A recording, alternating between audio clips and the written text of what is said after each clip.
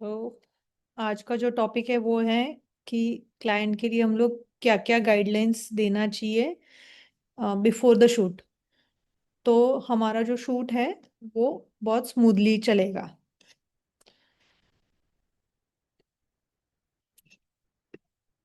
Okay. तो आप में से कितने लोग हैं जो एक्चुअली में क्लाइंट को कुछ गाइडलाइन देते हैं बिफोर द शूट, कि शूट में हम लोग क्या करेंगे, कैसे करेंगे, ये गाइडलाइंस आप ओवर द कॉल भी रहेगा तो भी चलेगा, बट आप कम्युनिकेट करते हो?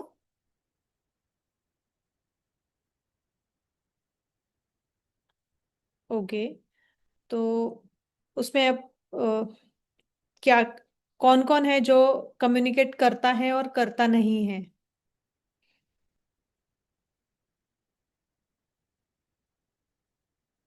Okay, Shubham yes, Kunal yes, Mayank कह रहे हैं कि कम्युनिकेट करते हैं।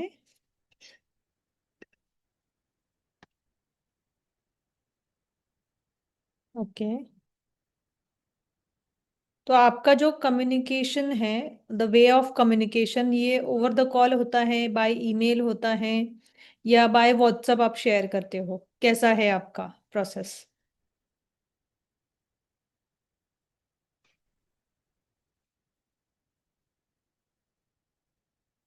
आप मैसेज भी कर सकते हैं कि अगर आप ऑनलाइन शेयर कर रहे हैं, in person. In person means आप क्लाइंट से मिलते हो?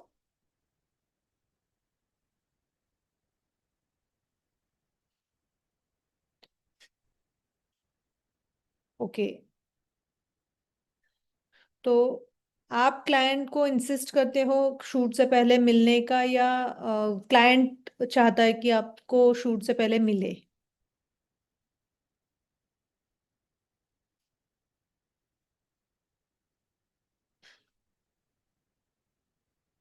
Yes. Okay, call.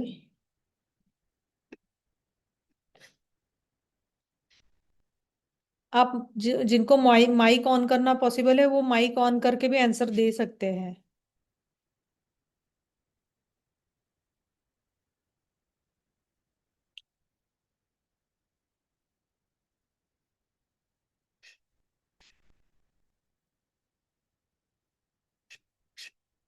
Over the discussion on call, after that we tell them to visit studio for confirmation. Okay. आप मैटरनिटी न्यूबॉर्न किड्स फोटोग्राफी करते हैं, या आप इनके साथ और अलग टाइप की भी फोटोग्राफी करते हैं? क्योंकि मेरे लिए ये क्यूरियोसिटी है कि मैटरनिटी के क्लाइंट्स, न्यूबॉर्न के क्लाइंट्स आपको स्टूडियो विजिट आके करके कंफर्मेशन देना पसंद करते हैं। ये मेरे लिए क्यूरियोसिटी है, इसलिए मैं पूछ रही हूँ मयंक जी। आप कौन से टाइप के शूट्स करते हो, तो मुझे थोड़ा सा आइडिया आ जाएगा।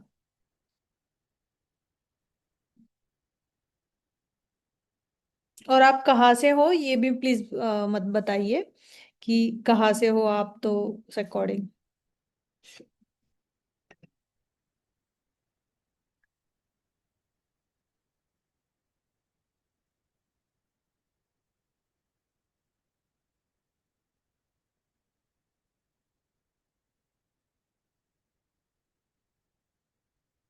तो अभी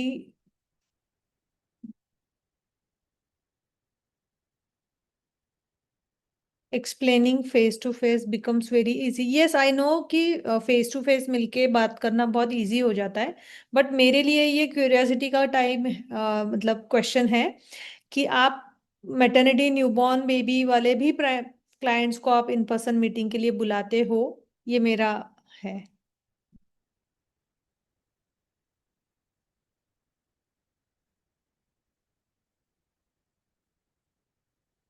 और आपके क्लाइंट्स, आपके क्लाइंट्स आते हैं मीटिंग के लिए, न्यूबॉर्न्स के भी पेरेंट्स भी आते हैं?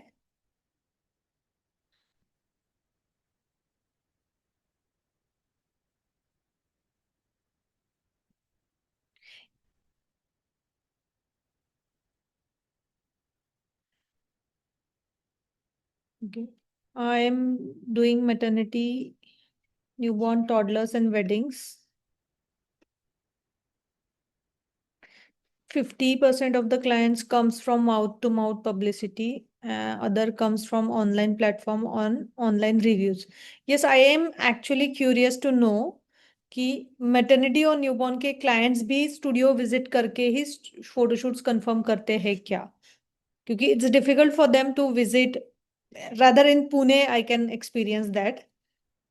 It is very easy call over the call to book the shoot. हाँ, जनरली शूट जो है वो ओवर द कॉल बात करके हम लोग फाइनलाइज करते हैं। यस।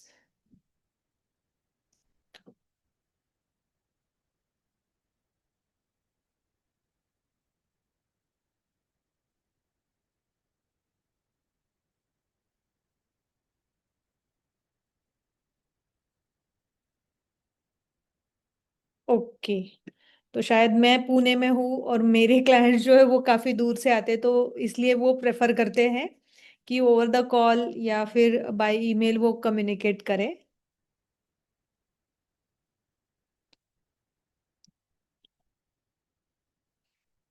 सो दीक्षा जी कह रहे हैं कि I want to know how to pitch for new clients.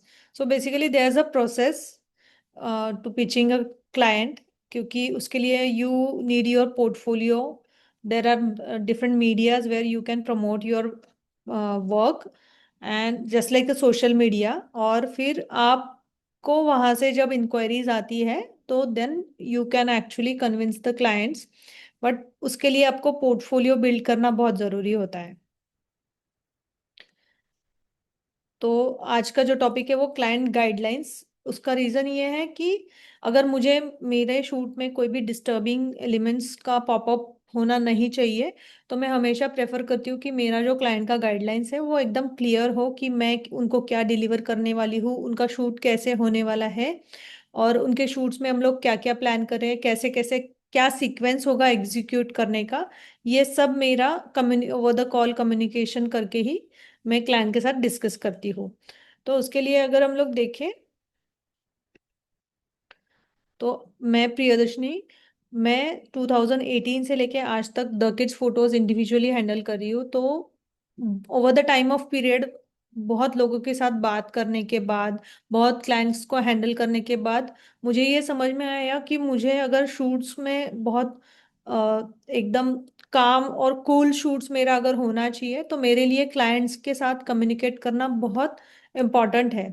क्योंकि अगर मैं क्लाइंट्स के साथ कोई भी कम्युनिकेशन गैप रह जाता है, तो on the day of shoot बहुत ज़्यादा क्लटर्डनेस उस सेशन में आ जाता है कि अरे ये तो हम लोगों ने बात किया ही नहीं था। तो पेरेंट्स के साथ ग्रैंड पेरेंट्स भी आ जाते हैं, फिर अचानक से कोई उनके साथ वाला होता है, उनके साथ वाली भी पिक्चर्स उनको चाहिए होती है, या फिर बेबी के लिए वो कुछ अलग ही लेके आते हैं पहनने के लिए और उनको चाहिए होता है कि इसमें भी पिक्चर्स निकालनी है।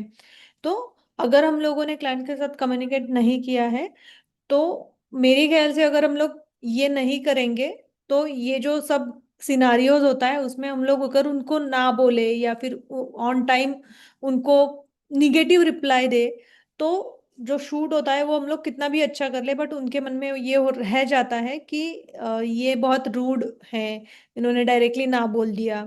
तो इससे अच्छा है कि हम लोग अगर क्लाइंट्स के साथ ट्रांसपेरेंसी रखें, तो हमारा शूट ज़्यादा अच्छा होगा। तो यही एक्सपीरियंस जो मेरा ओवर द ईयर्स में एक्सपीरियंस ले रही हूँ, मेरा जो क्लाइंट के साथ कम्युनिकेट करने का तरीका है, या फिर मैं मेल भी करती हूँ, मैं कम्युनिक ओवर द कॉल भी कम्युनिकेट करती हूँ। कुछ पॉइंटर्स होते हैं जो मैं अ डे बिफोर मैं व्हाट्सएप पे भी उनको रिमाइंड कर देती हूँ। तो उसका रीजन ये है कि वो भूल सकते हैं, है ना? तो कोई भी भूल सकता है। तो अगर 15 20 30 एक महीने पहले, 1.5 महीने पहले मेरे साथ अगर सेशन उन्होंने बुक किया है, तो over the period of time उन्होंने वो जो मैंने भेजा था गाइडलाइंस वो भी नहीं पड़ा होगा। बट मेरा प्रेफरेंस ये होता है कि एक कुछ दिन पहले मैं क्लाइंट्स के साथ कम्युनिकेट करूं और फिर मैं शूट करूं। तो यही एक्सपीरियंस में हमारी जो एकेडमी है फोटोग्राफी, पापा photo RTO academy of photography art, उसके अंडर हम लोग सेशंस लेते हैं, वर्कशॉप्स लेते हैं, कोर्सेज लेते हैं। और उसमें हम लोग जो हमारा एक्चुअल प्रोसेस है वही हम लोग स्टूडेंट्स को सिखाते हैं कि क्या प्रोसेस होना चाहिए, जो वर्कफ्लो है वो कैसा होना चाहिए, उसकी वजह से बेनिफिट्स क्या होता है। जैसे कि अगर हमारा इंक्वायरी से लेके फाइनल डिलीवरी तक का एक वर्कफ्लो होना चाहिए तो वो क्या होना चाहिए, क्लाइंट के साथ कैसे कम्युनिकेट करना है, प्रोफेशनल लैंग्वेज में कैसे बात करना है, ईमेल के मेल्स कैसे करना है, या फिर क्या क्या प्रमोशनल मीडियाज है कि जहाँ पे हम खुद को प्रमोट कर सकते हैं, कौन से मीडियाज है कि जहाँ पे हम लोग अगर प्रमोट करते हैं तो हमें अच्छी इंक्वायरीज आती है या फिर जेन्युइन इंक्वायरीज आती है। क्योंकि अगर हम लोग देखें इंस्टाग्राम पे अगर हम लोग डालते हैं तो बहुत बार इंस्टाग्राम पे जिस सिटी में हम लोग बिलोंग करते हैं वहां से बहुत दूर की इंक्वायरीज भी बहुत बार आ जाती है। तो उतना अगर क्लियरली हमारे प्रोफाइल में मेंशन नहीं है कि हम लोग कहाँ से हैं तो भी वो इशू हो सकता है। तो इसलिए over the period of time क्या क्या मीडियाज है जो वो एक्चुअली इंक्वायरीज को कन्वर्ट करने में बहुत ज़्यादा हेल्प करते हैं, ये इन पर्सन नॉलेज हम लोग हमारे जो कोर्सेज होते हैं photo audio academy of photography art में, तो उसमें हम लोग शेयर करते हैं। और जो यहाँ पे कोर्स कर लेता है, वर्कशॉप कर लेता है, तो मेरे ख्याल से हम लोग ट्राई करते हैं कि जितना हम लोग मैक्सिमम उनके सब क्वेरीज सॉल्व करें, तो उतना हम लोग ट्राई करते हैं। तो आज का सेशन अभी हम लोग स्टार्ट करेंगे।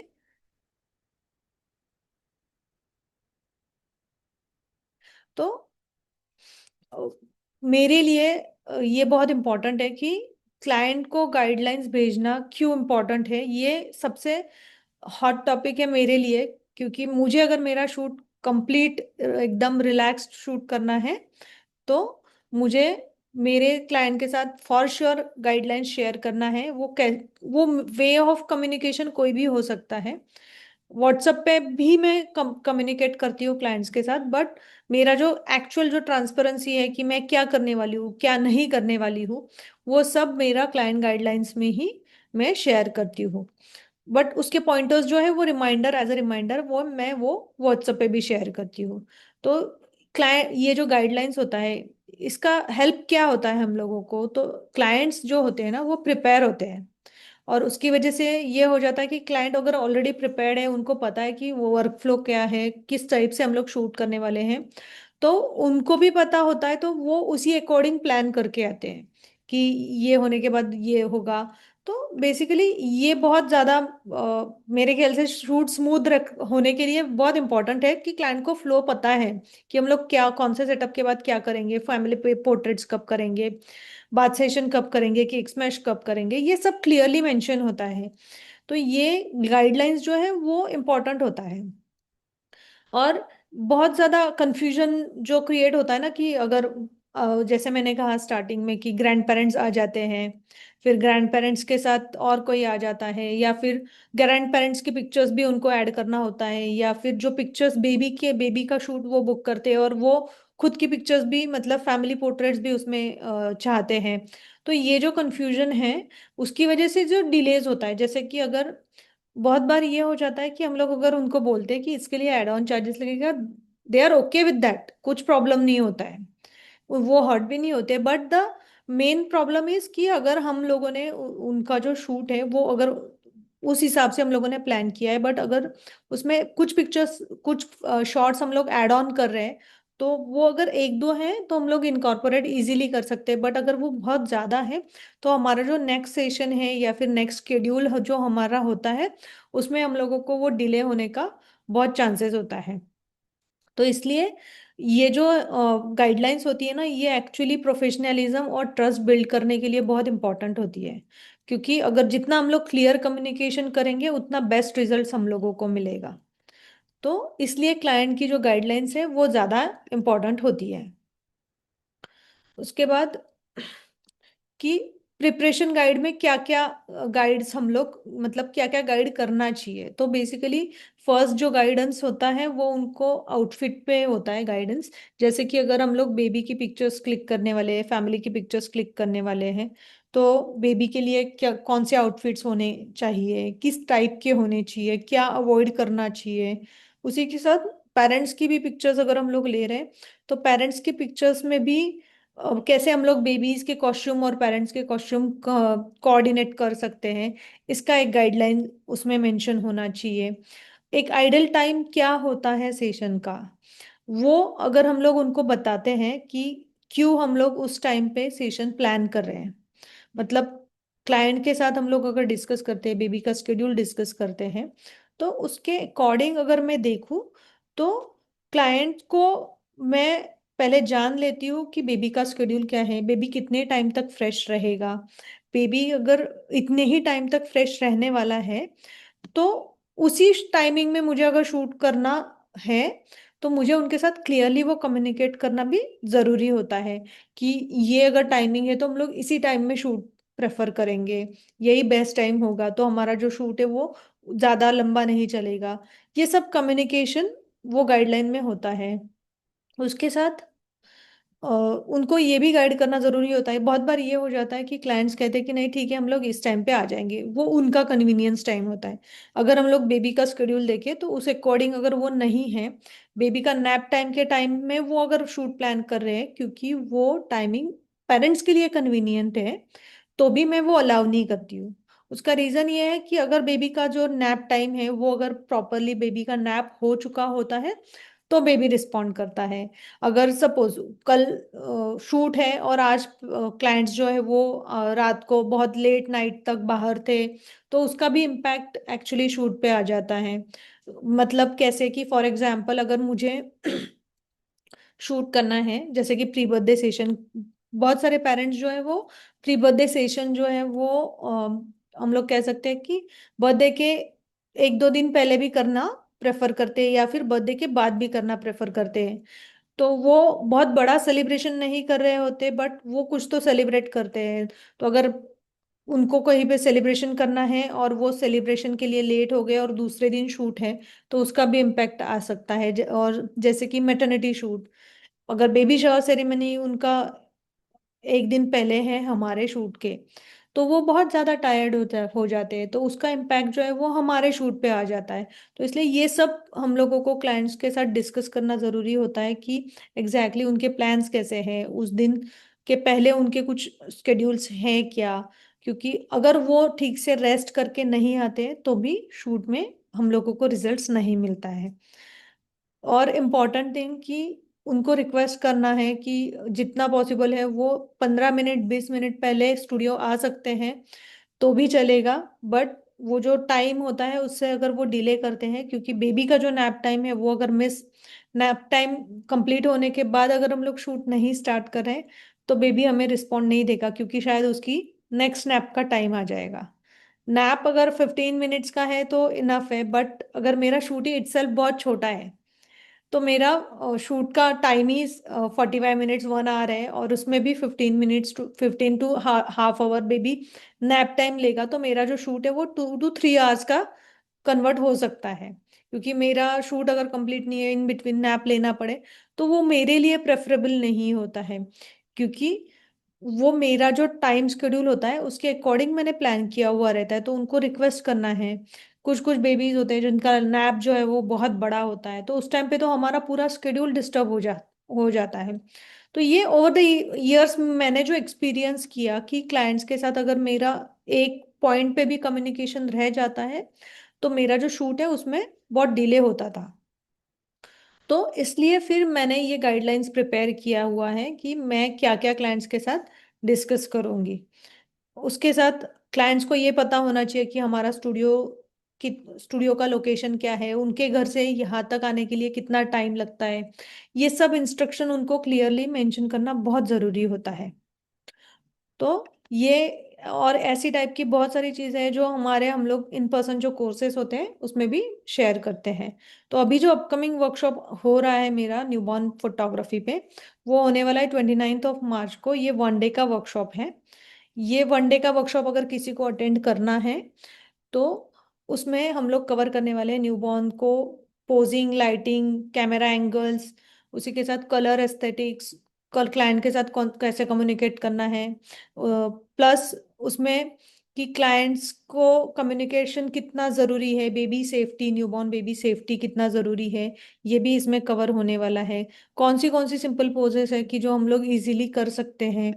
और इसी के साथ हम लोग एक गाइड प्रोवाइड करें जो प्रिपरेशन गाइड होता है, कि जिसमें क्लाइंट्स के साथ हम लोगों ने स्टार्ट टू एंड क्या क्या कम्युनिकेट करना ज़रूरी होता है शूट के लिए, वो भी उसमें मेंशन है। उसमें कलर के कलर एस्थेटिक्स के अकॉर्डिंग कौन से कॉम्बिनेशंस कलर अच्छे लगते हैं, न्यूबॉर्न्स की कौन सी पोजेस है जो बहुत इजी भी है, और हम लोग उसमें हमारा पोर्टफोलियो जो है वो इम्प्रूव कर सकते हैं। ये भी उसमें इंक्लूड है। ये एक गाइड आपको मिलेगा, प्रिंटेड गाइड, जो न्यूबॉर्न फोटोग्राफी के 1 डे के वर्कशॉप के लिए मिलेगा। और ये वर्कशॉप होने वाला है 29 मार्च को। उसी के साथ हमारा 1 मंथ का कोर्स है जो है 5 in 1 studio photography and editing course, जिसमें maternity, newborn, kids, family portraits और एडिटिंग विद एआई, ये 5 टॉपिक्स इस कोर्स का पार्ट है, जो स्टार्ट होने वाला है 2 अप्रैल में।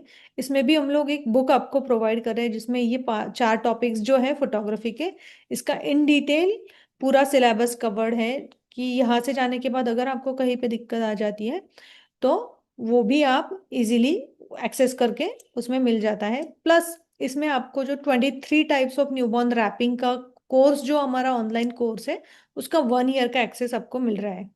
तो ये जो कोर्स है ये इंक्लूडेड है इस 1 मंथ के कोर्स में, क्योंकि यहाँ से जाने के बाद आप इमीडिएट अगर प्रैक्टिस करते हैं तो सबसे बेस्ट होता है। बट क्लाइंट पोर्टफोलियो कैसे बिल्ड करना है, कौन से प्लेटफॉर्म से कि जहाँ पे हम लोग प्रमोट कर सकते हैं, फिर कैसे कैसे हम लोग क्लाइंट के साथ कम्युनिकेट कर सकते हैं, ये इन डिटेल कोर्स है 1 मंथ का। तो ये अगर किसी को ज्वाइन करना है तो वो फोटो ऑडियो के मोबाइल नंबर पे मैसेज कर सकता है, या फिर द किड्स फोटोज के मोबाइल नंबर पे भी व्हाट्सएप पे मैसेज कर सकता है। वहां से मैं आपके साथ डिटेल शेयर कर दूंगी। तो कुछ क्वेश्चंस है तो वो मैं पहले ले लेती हूँ। Okay, I am from Jamnagar. Maternity वाले clients confirm by seeing past work and on the call discussion, and I insist to clients to visit studio who are inquiring for newborn and toddler, and I have ready PDF for different packages like newborn, 3 to 6 month, toddler. Okay, including and non including terms and conditions. Good. तो ये आप अच्छे से कर रहे हो already. कि मयंक जी कह रहे हैं कि मैं कॉन्ट्रैक्ट सिस्टम यूज करता हूँ फ्रॉम स्टार्टिंग, जिसमें including artist, include deliverables and terms and condition होता है। गुड। जिसमें कॉन्ट्रैक्ट की एक फिजिकल कॉपी क्लाइंट के पास होता है एंड एक कॉपी हमारे पास होता है। गुड।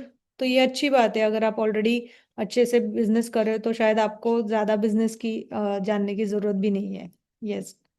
और किसी को कुछ क्वेश्चंस हैं तो हम लोग ले सकते हैं।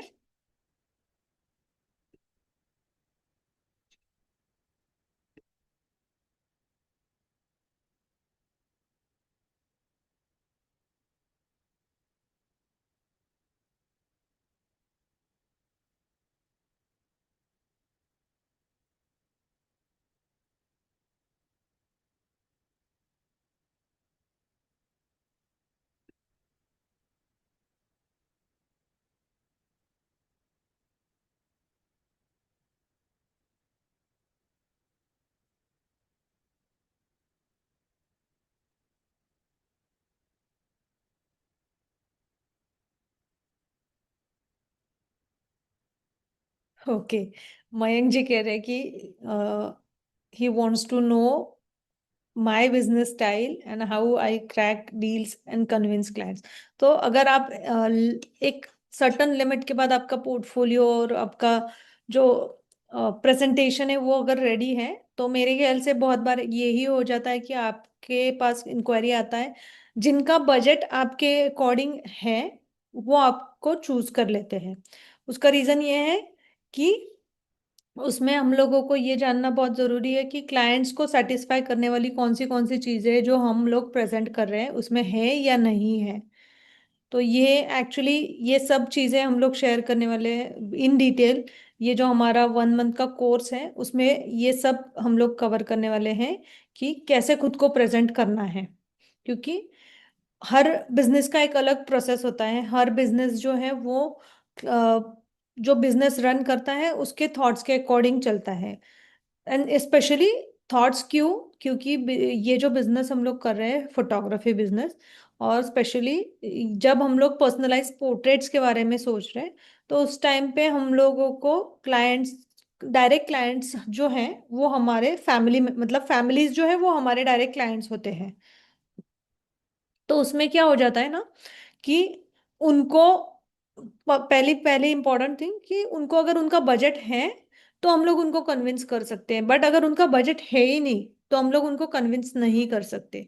क्योंकि मेन पॉइंट वहीं पे होता है कि अगर उनका बजट नहीं है तो हम लोग कन्विंस नहीं कर पाएंगे। उसका रीजन ये है कि वो उनका बजट एक्सटेंड नहीं करने वाले हैं। बट उनके बजट के अकॉर्डिंग हम लोग क्या सर्व कर सकते हैं ये डेफिनेटली हम लोग उनको बता सकते हैं। तो ये एक टेक्निक है कि अगर हम लोगों का बजट, हम लोगों का कुछ पैकेजेस है जिसमें उनको कुछ चीज़ें कम करके हम लोग अगर उनकी बजट में उनको फिट करके देते हैं चीज़ें, और वो रेडी है, तो हम लोग इजीली कर सकते हैं। अदरवाइज जो क्लाइंट्स है जो हमारी तरफ देखते हैं कि इनसे फोटोग्राफी करवाना है, तो उनकी जो रिक्वायरमेंट्स है वो फुलफिल हो रही है या नहीं हो रही है, उसके अकॉर्डिंग ये डिसीजन वो लेते हैं कि बुक करना है या नहीं करना है। और जैसे कि आफ्टर सर्टन अ पीरियड आपको पता चल जाता है कि कौन से क्लाइंट के साथ आपको कैसे कम्युनिकेट करना है। तो वो भी एक एक्सपीरियंस का ही पार्ट है कि हम लोग कितना सिस्टम, जो हमारा प्रोसेस है वो कितना सिस्टमेटिकली उसको हम लोग कह सकते हैं कि एक चार्ट में हम लोग डिफाइन कर सकते हैं कि हमारा जो शूट है उसका ये प्रोसेस है till the final delivery, from the inquiry till the final delivery. तो क्या हम लोग करते हैं इन बिटवीन द शूट्स, कैसे हम लोग कंफर्ट करते हैं, कैसे क्लाइंट्स के साथ कम्युनिकेट करते हैं, ये सब इम्पोर्टेंट होता है बिजनेस रन करने के लिए।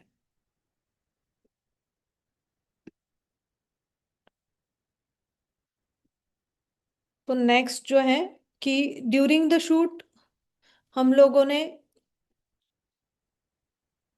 ड्यूरिंग द शूट हम लोग अगर क्लाइंट्स के साथ जो फोटोग्राफर है वो कैसे पहले कम्युनिकेट किया है कि उनको पता है कि फोटोग्राफर जो कह रहे हैं वो फॉलो करना है। ये अगर हमारा पहले कम्युनिकेशन, पहले गाइड जो है उसमें अगर हम लोगों ने उनको बता दिया है कि ये हम लोग शूट ऐसे करेंगे, तो उन्होंने ये सब चीज़ें फॉलो करनी चाहिए, ये भी उनको बताना ज़रूरी है। ऐसा नहीं है कि हम लोगों ने भेज दिया और उनको कह दिया कि बस हो गया। तो उनको ये बताना भी जरूरी है कि जो हम लोगों ने शेयर किया है वो अगर आप फॉलो करते हैं तो ही हमारा शूट एकदम स्मूथ हो जाएगा। क्योंकि वो अगर वो फॉलो नहीं करते हैं तो हमारा जो शूट है वो इन बिटवीन बहुत क्लटर्डनेस आ सकता है, बहुत सारे अलग अलग चीजें जो है वो पॉपअप हो सकती है।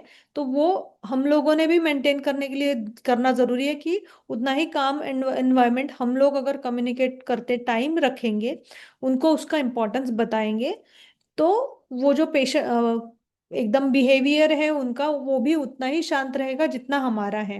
क्योंकि उनका जो एक्सपेक्टेशन है वो सेट रहेगा अगर हम लोग क्लाइंट के साथ दिया हुआ कम्युनिकेशन का जो वे है वो अगर क्लियरली हम लोग मेंशन करते हैं तो वो हमें कोऑपरेट करते हैं। और जैसे कि हमें पता है कि मैटरनिटी सेशन हो, न्यूबॉर्न सेशन हो, किड्स हो, कोई भी सेशन हो, हम लोग ना बहुत जल्दी जल्दी नहीं कर सकते। क्यों? क्योंकि अगर हमारा पोर्टफोलियो वैसा हम लोगों ने क्रिएट नहीं किया है तो क्लाइंट जो आ रहे हैं उनके लिए भी हम लोग वैसे ही उनको ट्रीट करें जैसे हम लोगों ने हमारे प्रीवियस क्लाइंट्स के लिए किया है। उसका रीजन ये है कि आपके पोर्टफोलियो में जो वर्सटैलिटी है वो लाने के लिए आपने कुछ उसमें टाइम स्पेंड किया है। ऐसा नहीं है कि बेबी आया और स्टूडियो में बिठा दिया, सेटअप पे बिठा दिया और पिक्चर्स क्लिक करिए। अगर ऐसे ही हमारे पिक्चर्स हैं तो डेफिनेटली हम लोग कर सकते हैं, बट अगर हम लोग प्रॉपर टाइम दे के शूट कर रहे हैं तो वो उनको फील भी होना जरूरी है। वो जो फील है ना वो एक्चुअली ज्यादा इम्पोर्टेंट होता है। मेरे इट इज माय एक्सपीरियंस कि जो फील हम लोग ओवर द कॉल कम्युनिकेट करते टाइम उनको बोलते हैं कि हम लोग प्रॉपरली वेट करते हैं वगैरह वगैरह, तो वो उनको भी फील होना जरूरी है। उसी के साथ जब किड्स हो, न्यूबॉर्न्स हो, तो उनको feeding breaks, diaper changing breaks, soothing breaks ये देना बहुत ज़रूरी है। क्योंकि अगर हम लोग ये नहीं देंगे तो हमारा शूट भी स्मूथली नहीं होगा। क्योंकि अगर उनको इनमें से कुछ चीज़ करवा के ही लेनी है तो वो क्रैंकी होंगे ही। तो वो अगर क्रैंकी नहीं होने चाहिए ऐसा उन लोगों को लगता है, तो लेट्स आस्क देम कि भूख लगी है क्या, पानी पिलाओ। क्योंकि बहुत बार ये हो जाता है कि वो एक एक घंटा बेबीज बहुत खेलते हैं, घूमते इधर उधर भागते रहते हैं, बट उनको समझ में नहीं आता कि उनको प्यास लगी है। तो वो हम लोगों ने भी ध्यान रखना जरूरी है कि उनको थोड़ा सा ब्रेक देना है चाहिए। ये हम हमारा भी अंडरस्टैंडिंग बहुत जरूरी है बच्चों के अकॉर्डिंग। क्योंकि जैसे कि मैटरनिटी की मॉम को अगर मैंने 1 घंटा खड़ा कर दिया है तो इट्स रॉन्ग। मुझे पता होना चाहिए कि आफ्टर सर्टन टाइम मुझे उनके लिए ब्रेक लेना ही है। तो उसमें हम लोग क्या ट्रांजिशंस कर सकते हैं ना, वो हम लोगों को देखना जरूरी होता है। और अगर क्लाइंट्स को ये प्रोसेस पे ट्रस्ट है तो हमारा जो शूट है वो काफी स्मूथ हो जाता है। तो ये जो है, ये ड्यूरिंग द शूट हम लोगों को उनको हल्के से रिमाइंड करना होता है कि हम लोगों ने ये अब डिस्कस किया था, तो हम लोग ये ऐसे करेंगे वैसे करेंगे। जो भी हम लोगों ने प्रोसेस उनको डिस्कस किया हुआ रहता है ना, वो करना बहुत जरूरी होता है। किसी को कुछ क्वेश्चंस हो गए तो प्लीज मैसेज ड्रॉप करके रखिए, तो हम लोग क्वेश्चंस ले सकते हैं इन बिटवीन। और स्पेशली जो गाइडलाइंस होती है, जो ऑलरेडी हम लोगों ने देखा है टर्म्स एंड कंडीशंस में कि क्या क्या टर्म्स एंड कंडीशंस होना चाहिए। तो कुछ गाइडलाइंस जो होती है वो टर्म्स एंड कंडीशंस का ही रिफ्लेक्शन होती है। जैसे कि बेबी का मूड और कंफर्ट ज़्यादा इम्पोर्टेंट है, बेबी का मूड के अकॉर्डिंग ही हम लोग शूट करेंगे।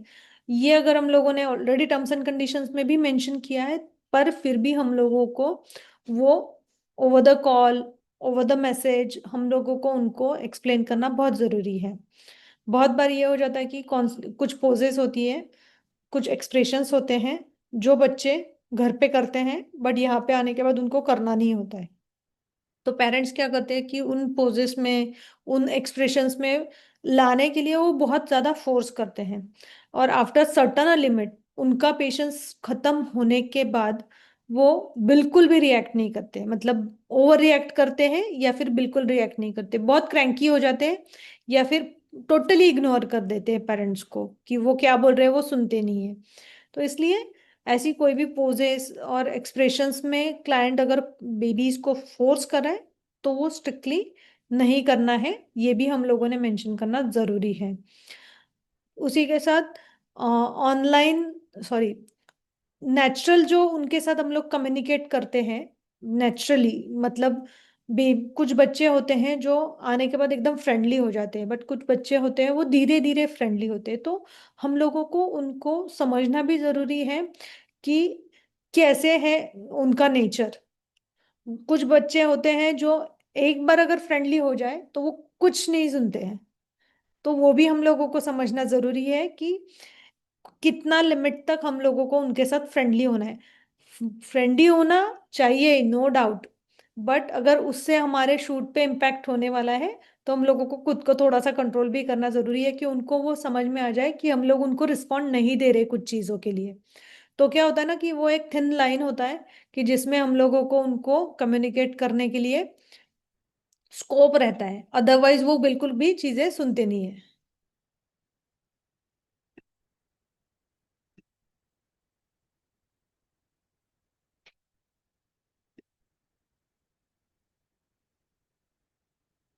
जैसे कि टॉडलर्स है, टॉडलर्स में अगर हम लोग देखें तो वो जो पोजेस हम लोग रेफरेंस पिक्चर्स के लिए लेके आते हैं वो बिल्कुल भी उस अकॉर्डिंग पोज नहीं करना पसंद करते हैं।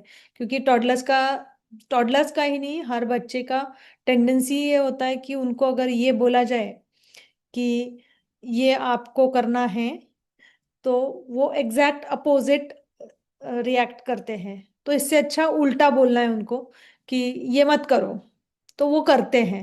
तो उनको ट्रिकी स्टाइल से हैंडल करना पड़ता है।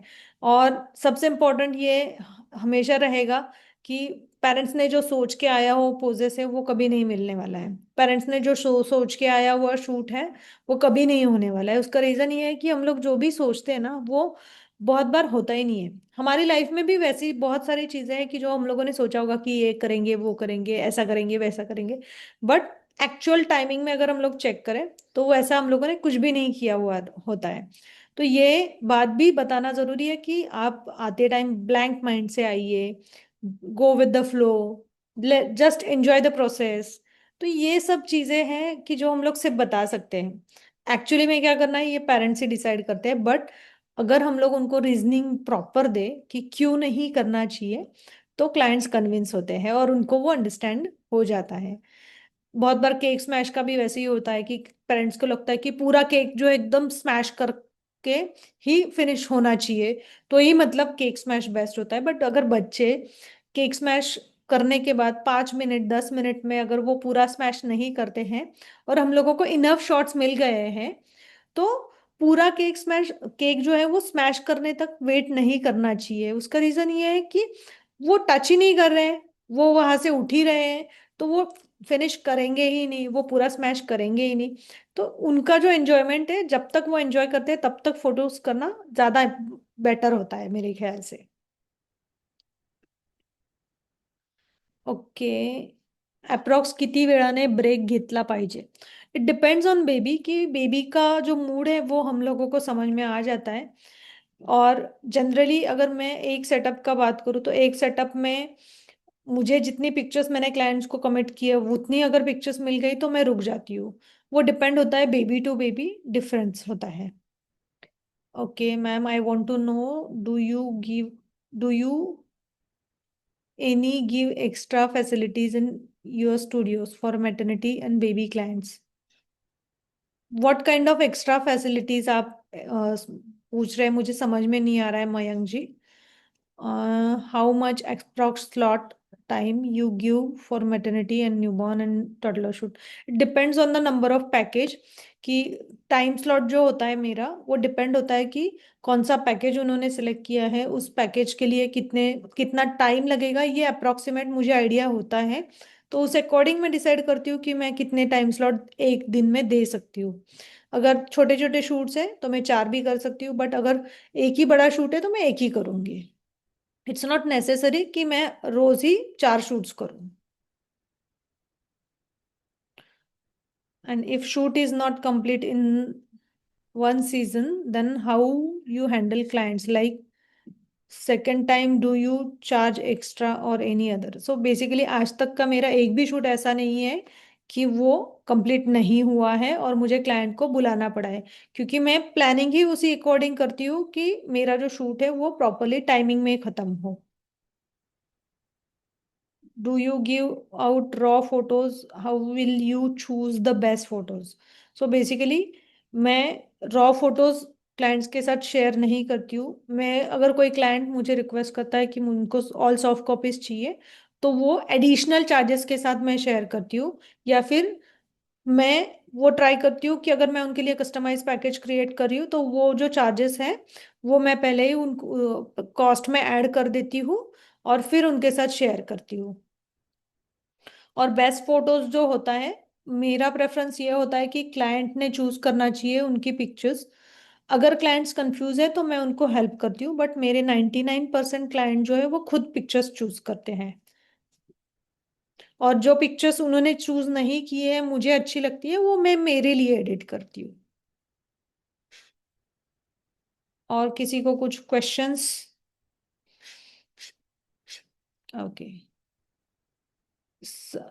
मयंक जी कह रहे हैं कि sometimes baby is not cooperative to the second time shoot करना पड़ता है, इसीलिए मेनली इन टॉडलर शूट।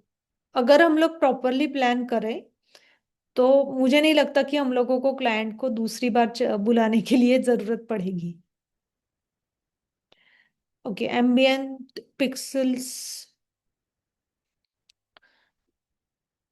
पैकेजेस कैसे बनवाने ओके, पैकेजेस कसे बनवले पाहिजे, तो बेसिकली पैकेजेस के ऊपर मेरा एक ऑनलाइन पेड सेशन में लेके आने वाली हूँ।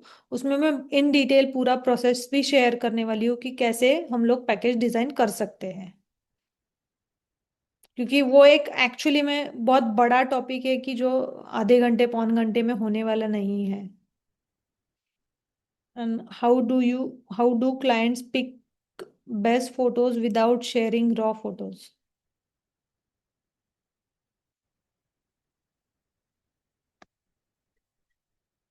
तो क्लाइंट्स को अगर सिलेक्शन के लिए मुझे गैलरी शेयर करना है, तो मैं एक ऑनलाइन प्लेटफॉर्म यूज करती हूँ जो मेरा वेबसाइट है।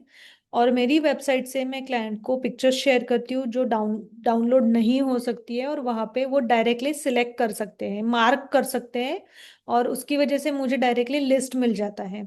तो ये प्रोसेस से मैं करती हूँ, तो मुझे शेयर करने की जरूरत नहीं पड़ती है। How long should we store the photos after delivering final photos. As much as possible, क्योंकि जितना हम लोग सेव कर सकते हैं वो हमारे पोर्टफोलियो के लिए अच्छा होता है, क्योंकि हम लोग वेबसाइट रीडिजाइन करते रहते हैं, कुछ ना कुछ काम करते रहते हैं।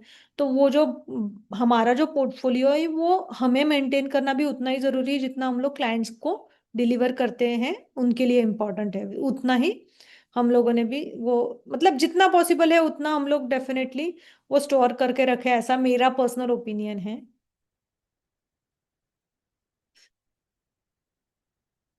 और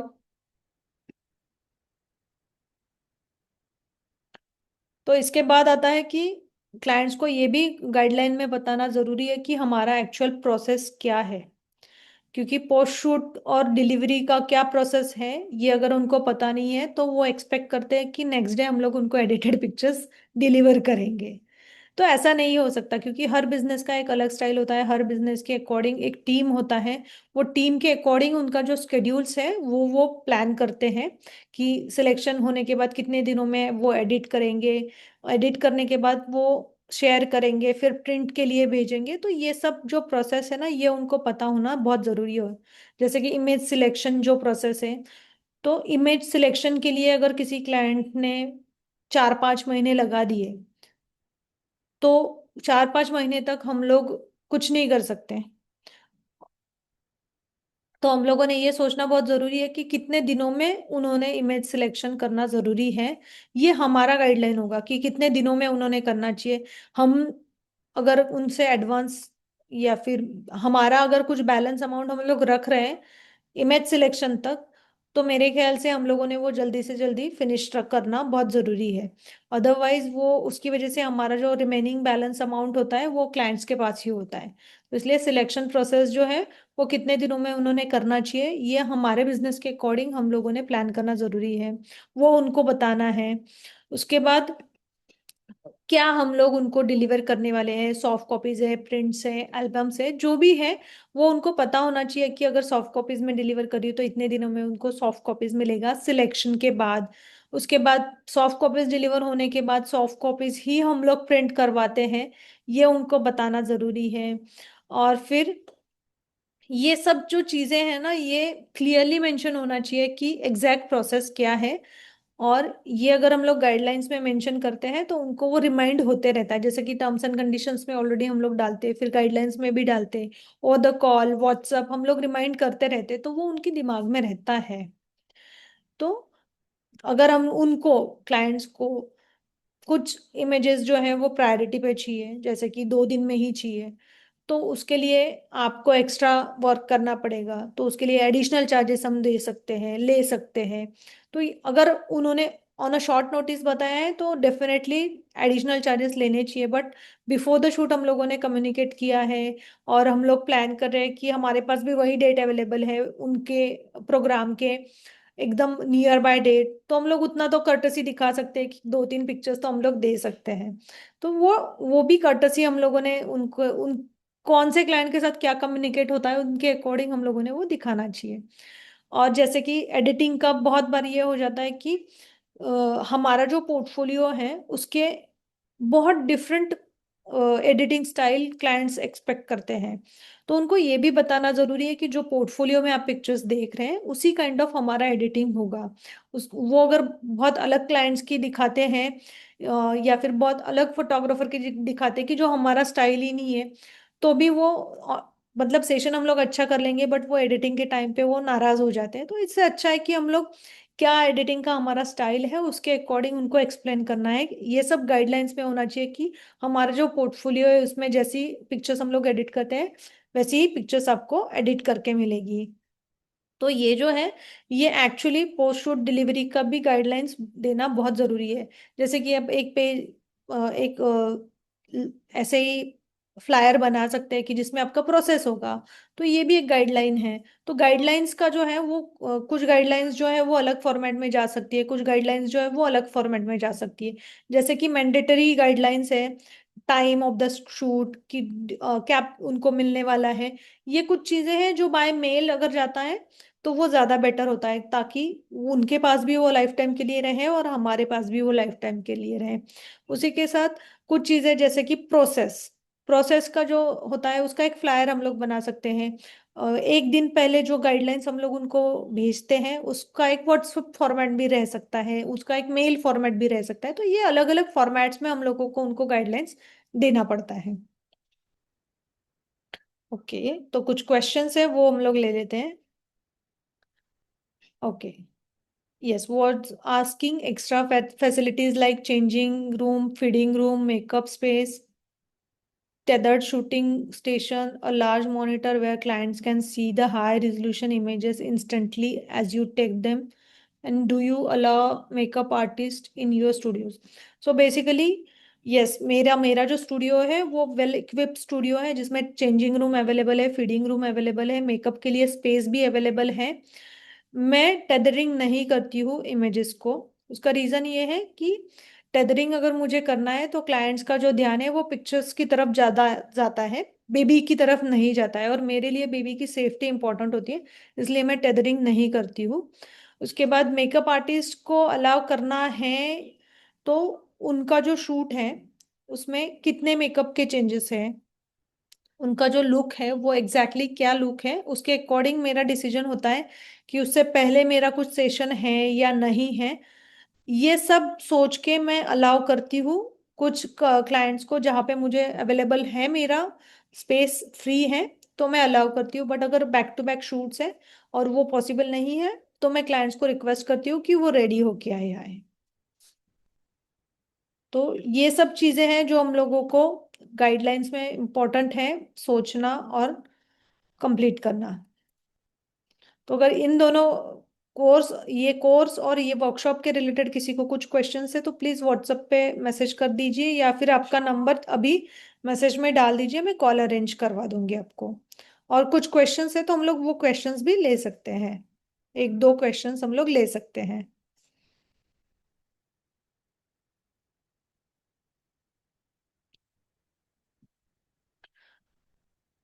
मेकअप स्टाइल्स जो है मैं सजेस्ट भी करती हूँ और क्लाइंट्स उनका खुद का भी चॉइस होता है।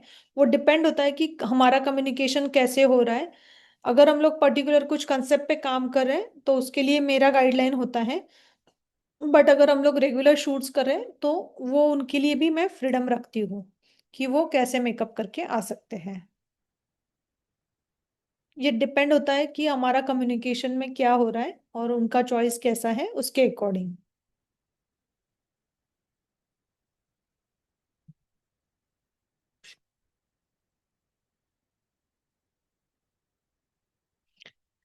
ओके, तो किसी को कुछ क्वेश्चंस हैं तो माइक भी ऑन कर सकते हैं और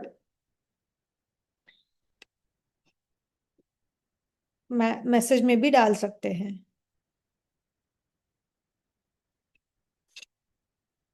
मैंने कुछ क्वेश्चंस तो छोड़ा नहीं।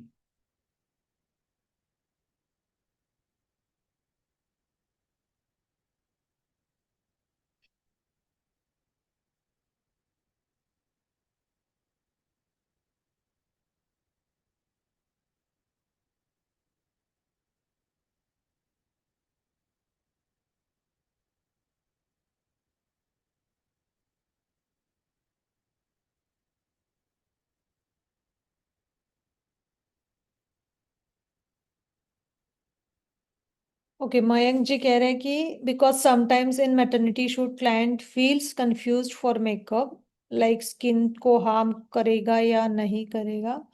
सो बेसिकली अगर मैं मेकअप की बात करूं तो मेकअप आर्टिस्ट अगर मैं हायर कर रही हूँ तो मैं उतना क्वालिटी का प्रेफरेंस ही रखती हूँ। अगर वो खुद से करके आ रहे हैं, उनकी चॉइस वाला मेकअप आर्टिस्ट है, तो वो उनको पता होता है कि वो मेकअप आर्टिस्ट एग्जैक्टली क्या मटेरियल यूज कर रही है, कैसा उनका वैनिटी है, उसके अकॉर्डिंग वो डिसीजन लेते हैं। बट स्किन को हार्म करेगा या नहीं, सो ये डिपेंड होता है कि वो कौन से मेकअप आर्टिस्ट से मेकअप करवा रहे हैं, उनकी वैनिटी का जो प्रोडक्ट क्वालिटी है वो कैसा है, ये उसके ऊपर डिपेंड होता है। क्योंकि मैं मेकओवर वाला मेकअप बिल्कुल नहीं सजेस्ट करती हूँ क्लाइंट को। ऐसे मेकअप्स की जो देखने के बाद मुझे ही पता ना चले कि ओरिजिनल मेकअप उतारने के बाद क्लाइंट में वो बिफोर आफ्टर का बहुत बड़ा डिफरेंस होता है, वो वाले मेकअप मैं बिल्कुल नहीं अलाउ करती हूँ। एक भी शूट में मैं अलाउ नहीं करती हूँ। Okay, any 2 days workshop for both maternity and newborn? नहीं, अभी फिलहाल तो सिर्फ न्यूबॉर्न फोटोग्राफी का वर्कशॉप है, और कोर्स जो है उसमें हम लोग मैटरनिटी इनकॉर्पोरेट कर रहे हैं।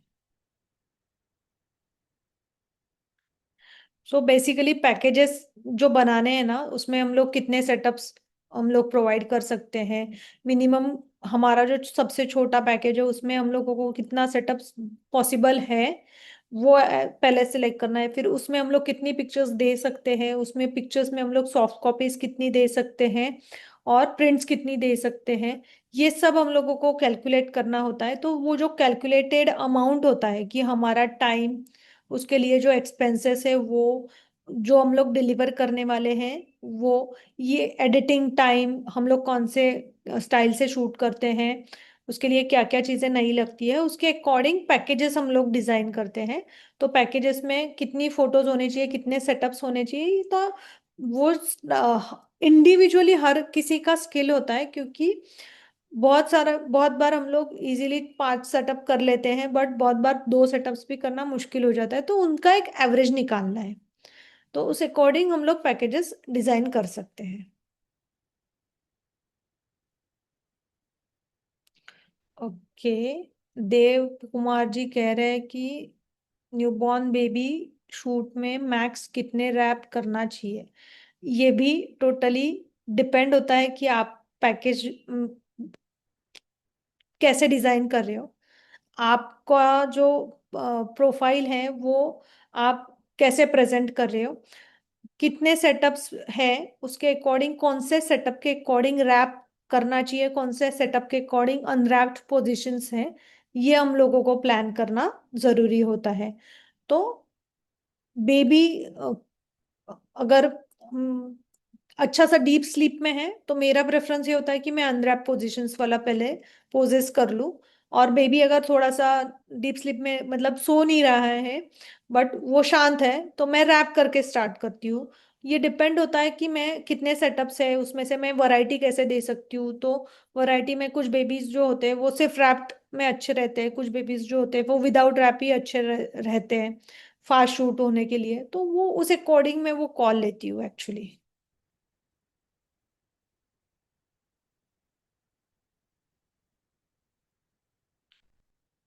तो और किसी को कुछ क्वेश्चंस?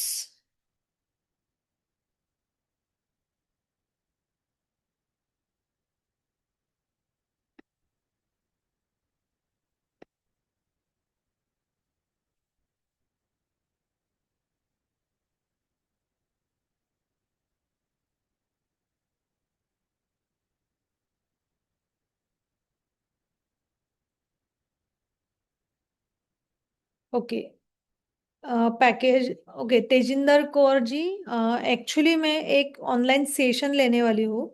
अगर आप व्हाट्सएप ग्रुप में हैं तो मैं वो ग्रुप में भी पोस्ट करूँगी, तो उस टाइम पे आप उसमें एडमिशन ले सकते हैं। नेक्स्ट टॉपिक पता नहीं मुझे भी। तो आज का टॉपिक तो ये है, नेक्स्ट का तो मुझे पता नहीं है। न्यूबॉर्न एंड टॉडलर शूट में थीम्स की चॉइस प्रोवाइड करते हैं, डेफिनेटली। वो उनके बेबीज होते हैं, उनको वो फ्रीडम देना बहुत जरूरी होता है। मार्केटिंग मेथड्स पे प्लीज एक सेशन रखिए। ओके, चलेगा, श्योर श्योर।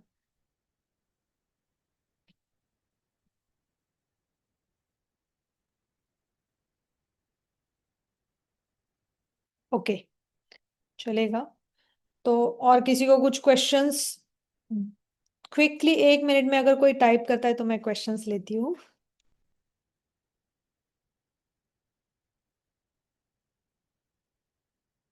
ओके, तो बेसिकली थीम्स का जो चॉइस है वो डिपेंड होता है कि मेरा जो पोर्टफोलियो है वो मैं उनको गो थ्रू करने के लिए बोलती हूँ, उनका जो चॉइस है। क्योंकि अभी गूगल, पिंटरेस्ट, बहुत सारे ऑप्शंस अवेलेबल है कि जहाँ से मुझे क्लाइंट्स उनका चॉइस शेयर करते हैं। तो मैं उनको हेल्प करती हूँ कि हम लोग कैसे मेरी स्टाइल से वो कन्वर्ट कर सकते हैं, और फिर मैं वो शूट्स करती हूँ। तो अगर हमारा पोर्टफोलियो शो करने के लिए हमारे पास एक प्लेटफॉर्म है, तो क्लाइंट्स वो जल्दी से समझ में चूज कर सकते हैं, समझ में आता है उनको और वो चूज कर सकते हैं। उनको अंडरस्टैंड हो जाता है कि अरे ये शूट ना इस तरीके से होता है। तो इसलिए ये इम्पोर्टेंट है कि हमारा पोर्टफोलियो प्रेजेंट हम लोग कहीं पे भी करना जरूरी है।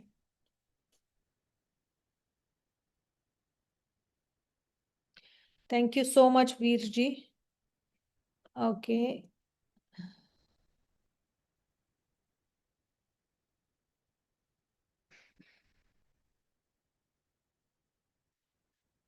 कुणाल जी, मैं समझ नहीं पा रही हूँ, ये जो सेशन हुए हैं अगर फोटो ऑडियो ऐप पे पड़ी सेशंस अवेलेबल हो तो हेल्पफुल रहेगा। I didn't get you actually. Paid sessions, okay. मैं ट्राई कर रही हूँ कि ये जो सेशंस में, क्योंकि मैं जब सेशंस ले रही हूँ तो ही मुझे समझ में आ रहा है कि इनका मैं कुछ ऐसा पीडीएफ्स रेडी करूँ कि जिसको आप आपका सिर्फ नाम चेंज करके या फिर आपके जो कुछ पॉइंटर्स होते हैं वो चेंज करके आप वो कर सकते हैं। तो ऐसा मैं कुछ पीडीएफ्स पे भी मैं वर्कआउट कर रही हूँ जो मैं अवेलेबल करूँगी फोटो ऑडियो मोबाइल ऐप पे। तो और उसका कुछ ऐसा गाइडलाइंस भी रहेगा कि वो कैसे फिल करना है, आपको आपके अकॉर्डिंग कैसे कन्वर्ट करना है, उसका भी कुछ गाइडलाइंस मैं कर रही हूँ। उस पर भी वर्कआउट इन वो है जोन में अभी, काम चल रहा है side by side. Ma'am actually ये जो सेशंस हुए ना इस सीरीज में, कई सारे सेशंस हुए और अलग अलग टॉपिक्स थे। हम्म। तो यही अगर पेड सेशंस ऐप पे अवेलेबल होते हैं तो that will be helpful. Talk में कैसे कि कंसोलिडेटेड इन्फॉर्मेशन रहेगा और हाँ। कुछ लिमिटेशंस रहेगा वहाँ पे। बट ये जो यस। सारे सेशंस हुए हैं अगर ये पेड सेशंस करके अवेलेबल होते हैं ओके। तो जिनका मिस हुआ है या फिर जिनको रिपीट करना है हम्म। तो हम कर सकते हैं। ओके ओके, वैसे आप कह रहे हैं हाँ हाँ और या चलेगा। क्योंकि बहुत सारे टॉपिक्स कवर हुए हैं ना तो yes, it sure will be sure. Helpful. Yes yes, thank sure sure. You. कभी कभी कुछ मिस हो जाता है ना किसी कमिटमेंट हाँ, के तो। Right right. नहीं एक्चुअली मैं जो सोच रही हूँ वो ऐसा ऐसे सेशन सोच रही हूँ कि जो हम लोगों ने अभी डिस्कशन किया वो सब उसमें इनकॉर्पोरेट रहेगा। और उसमें वो एक वीडियो भी रहेगा कि जिसमें आप वो जो गाइडलाइंस है वो आपके हिसाब से कैसे कन्वर्ट कर सकते हो। वो जो टर्म्स एंड कंडीशंस है वो आपके हिसाब से कैसे कर सकते हो। मेल के टेम्पलेट्स, ईमेल के हम्म। टेम्पलेट्स। तो ये एक मैं प्लान कर रही हूँ अभी कि जिनका प्रॉपरली वो पेड सेशन अगर मुझे डालना है तो उसमें उसमें आपका बेनिफिट भी होना चाहिए ऐसा। जी जी जी। इसलिए okay, thank you so much ma'am. Thank you सो आज मच। का भी टॉपिक अच्छा था, बहुत ही अच्छा था। Thank you. Thank you so much, thank you. तो चलो मिलते हैं कल। और कुछ टॉपिक्स अगर आपको लगता है कि मैं सेशंस लेके आऊँ, तो मेरा जो मैंने आज ही इंस्टाग्राम पे द किड्स फोटोज पे मैंने स्टोरी डाला हुआ है, उस स्टोरी में आप कमेंट कर दीजिए कि कौन से टॉपिक्स में मैं सेशंस लेके आऊँ। तो मैं डेफिनेटली वो सेशंस लेके आऊंगी।